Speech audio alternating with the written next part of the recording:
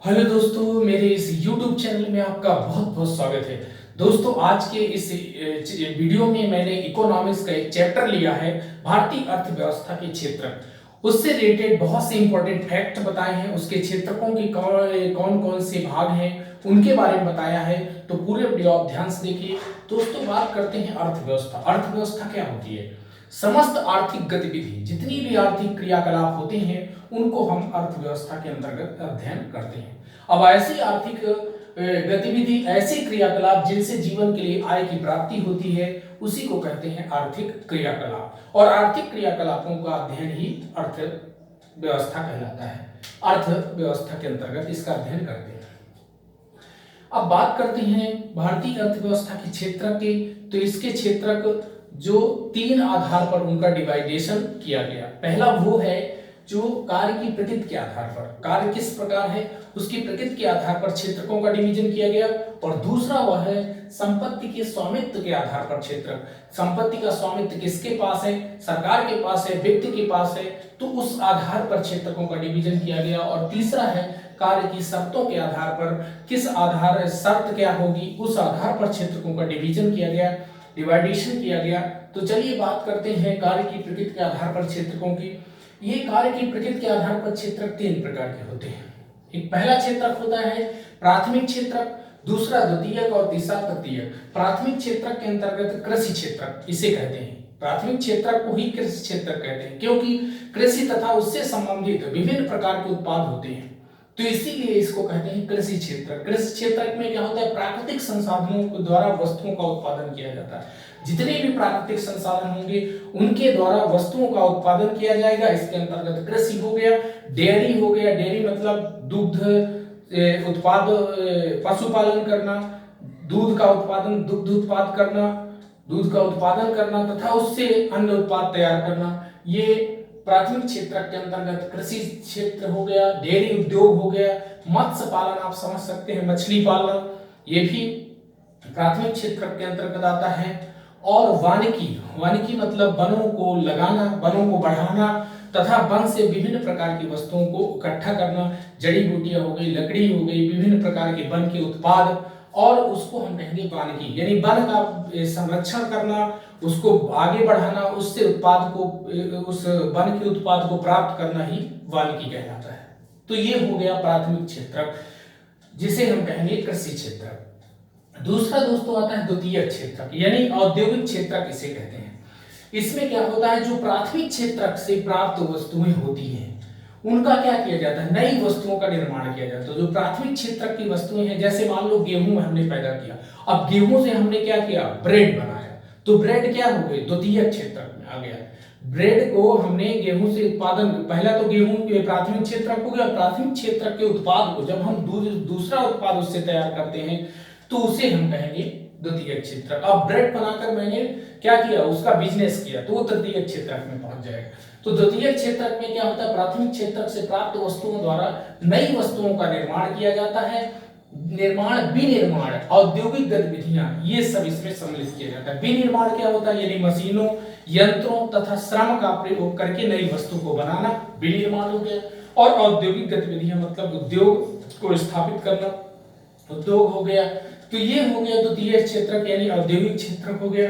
तीसरा आता है तृतीय क्षेत्र, जो कि सेवा क्षेत्र कहलाता है। इसमें क्या होता है? जो प्राथमिक सेक्टर हो गया, पहला प्राथमिक क्षेत्र और द्वितीय क्षेत्र दोनों की मदद करने के लिए तृतीय क्षेत्र होता है, जो सेवा क्षेत्र होता है। अब जैसे किसान है और उद्योग है, दोनों को क्या पैसा सिक्योर करना है तो बैंक जाएगा, अपना पैसा बैंक में जमा करेगा। लोन चाहिए तो बैंक से लोन लो, तो इसमें क्या हो जाएगा? इन दोनों की हेल्प करने के लिए तृतीय क्षेत्र होता है। इसमें सेवा क्षेत्र आता है, यानी प्राथमिक द्वितीय क्षेत्र की सहायता है। तो ये तृतीय क्षेत्र होता है, जिसमें व्यापार हो गया, परिवहन हो गया, बैंकिंग हो गया, पर्यटन हो गया, ये सब इसमें तृतीय क्षेत्र के अंतर्गत। और अन्य सेवाएं भी आती हैं, डॉक्टर, वकील, कॉल सेंटर, सॉफ्टवेयर निर्माण आदि, ये विभिन्न प्रकार के ये सारी सेवाएं भी तृतीय क्षेत्र में आ जाती हैं। आजकल जो तृतीय क्षेत्र है इसका लगातार इसका इंपॉर्टेंस बढ़ता जा रहा है। सेवा क्षेत्र का इंपॉर्टेंस बढ़ रहा है। किसी भी देश की जो जीडीपी होती है उसमें तृतीय क्षेत्र का इंपॉर्टेंस बढ़ता चला जा रहा है। कृषि की बात करें, कृषि की अनिश्चितता की अगर बात करें तो आजकल जीडीपी में इसका जो योगदान है लगातार गिरता जा रहा है। जैसे मैंने यहाँ दिया है, जीडीपी में अगर प्राथमिक क्षेत्र की बात करें मात्र 12% इसका योगदान है। ग्रॉस डोमेस्टिक जो प्रोडक्ट होता है उसमें कृषि प्राथमिक क्षेत्र का मात्र 12% योगदान है और इसमें 51% लोग लगे हुए हैं। अब आप समझ सकते हैं कि 51% लोग मिल करके केवल मात्र जीडीपी का कितना प्रोडक्ट बनाते हैं, मात्र 12% इनका इंपॉर्टेंस जीडीपी में है। क्योंकि यहाँ पर क्या होता है, खेत है, एक खेत में अगर 4 लोग लगे हैं तो भी प्रोडक्शन उतना ही होगा, अगर 10 लग जाएंगे तो थोड़ा बहुत अंतर आएगा, माइनस अंतर आएगा। तो वहां पर प्रच्छन्न बेरोजगारी, छिपी बेरोजगारी दिखती है। अगर 2 लोगों की जरूरत है तो वहां पर 5 लोग लगे रहेंगे और प्रोडक्शन उतना ही होना है। अगर वहां से 3 लोगों को हटा दो, 5 लोगों की जगह 3 लोगों तो प्रोडक्शन पर कोई उसका प्रभाव नहीं पड़ता। तो वहीं पर प्रच्छन्न बेरोजगारी, छिपी बेरोजगारी देखने को मिलती है। तो ये हो गया एक राष्ट्रीय प्राथमिक क्षेत्र जिसका जीडीपी में मात्र 12% योगदान है। इसमें वर्किंग जो फोर्स है यानी 51% लोग इसमें लगे हैं। वहीं जब बात करते हैं द्वितीय क्षेत्र की तो इसका योगदान 28% है और वर्किंग फोर्स इसमें यानी जो 22% लोग इसमें लगे हुए हैं।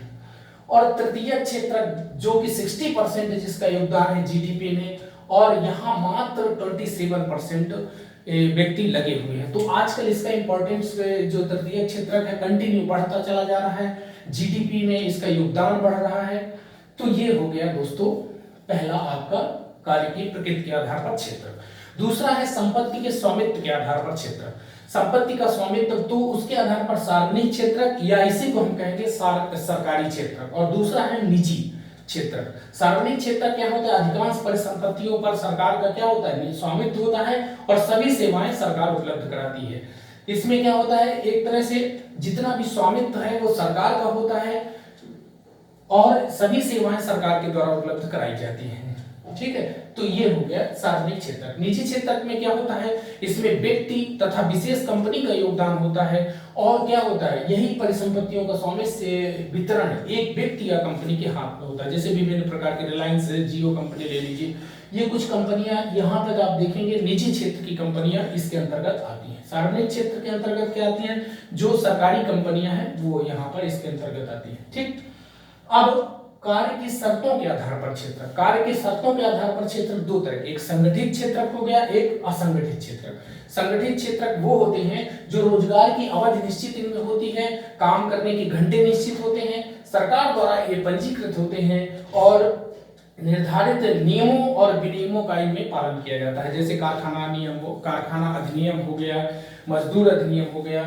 यानी क्या है, ये संगठित क्षेत्र में जो रोजगार की अवधि होती है निश्चित होती है, काम करने के जो घंटे हैं वो निश्चित होते हैं, सरकार द्वारा पंजीकृत होते हैं, निर्धारित नियम इनमें होते हैं, विनियम होते हैं, इनका अनुपालन किया जाता है, कोई भी इस क्षेत्र में मनमानी नहीं कर सकता। दूसरा असंगठित क्षेत्र क्या होता है, ये ऐसी छोटी छोटी बिखरी इकाइयां होती हैं, सरकारी नियंत्रण से बाहर होती है, इन पर सरकार का कोई ज्यादा नियंत्रण नहीं होता है, प्राय सरकारी नियमों का इनमें पालन नहीं किया जाता। इसके अंतर्गत जैसे भूमिहीन किसान हो गए, कृषि श्रमिक हो गए, छोटे व सीमांत किसान हो गए, काश्तकार हो गए, बटाईदार हो गए और शिल्पकार हो गए, जो शिल्प का काम करते हैं, जो लकड़ी का काम करते हैं, जो बर्तन बनाते हैं, बर्तन बनाने वाले मजदूर हो गए। और यही अगर बात किया जाए शहरी क्षेत्रों की, तो शहरी क्षेत्रों में उद्योगों में काम करने वाले श्रमिक हो गए, निर्माण श्रमिक हो गए, यानी बिल्डिंग बनाने वाले, भवन बनाने वाले श्रमिक हो गए, कारीगर हो गए, कबाड़ धोने वाले हो गए, बोझा ढोने वाले श्रमिक हो गए। ये शहरी क्षेत्रों में, ये असंगठित क्षेत्र के अंतर्गत ये आते हैं। ठीक है, अब बात करते हैं श्रम की। श्रम यानी श्रमिक कितने प्रकार के होते हैं, श्रमिक दो तरह के होते हैं। कुशल श्रमिक वो होते हैं जिन्होंने एक प्रशिक्षण प्राप्त किया है, एक निश्चित समय का प्रशिक्षण प्राप्त किया है, उनको हम कहते हैं कुशल श्रमिक। और ये श्रमिक अधिकतम कार्य करने में दक्ष होते हैं और उनकी दक्षता के कारण ये प्रोडक्शन में यानी उत्पादन में काफी अच्छे से काम कर सकते हैं। वहीं बात करते हैं अकुशल या प्रशिक्षित श्रमिकों की, जिन्होंने कोई प्रशिक्षण नहीं प्राप्त किया है। इनको कमाने के लिए, पैसा कमाने के लिए काफी मेहनत करना पड़ता है और चूंकि ये अकुशल होते हैं इसलिए इन पर जल्दी कोई विश्वास नहीं करता है और अपने कारखानों में या कंपनियों में रखने में थोड़ी समस्या आती है ऐसे अप्रशिक्षित श्रमिकों को। अब बात करते हैं जीडीपी की। जीडीपी एक वर्ष में देश की सीमा के अंदर प्रत्येक क्षेत्र द्वारा उत्पादित अंतिम वस्तुओं और सेवाओं का मूल्य जीडीपी कहलाता है। जीडीपी क्या है? जो एक देश है इसके अंतर्गत जितने भी क्षेत्र हैं उन क्षेत्रकों के द्वारा जो उत्पादित अंतिम वस्तु और उत्पाद है उसका जो मूल्य होता है एक साल के अंतर्गत और एक देश के सीमा के अंदर जितना भी अंतिम उत्पाद होता है वस्तुओं तथा सेवाओं का, उसी को कहते हैं जीडीपी। एक टर्म और यहाँ पे मैंने लिखा है मनरेगा।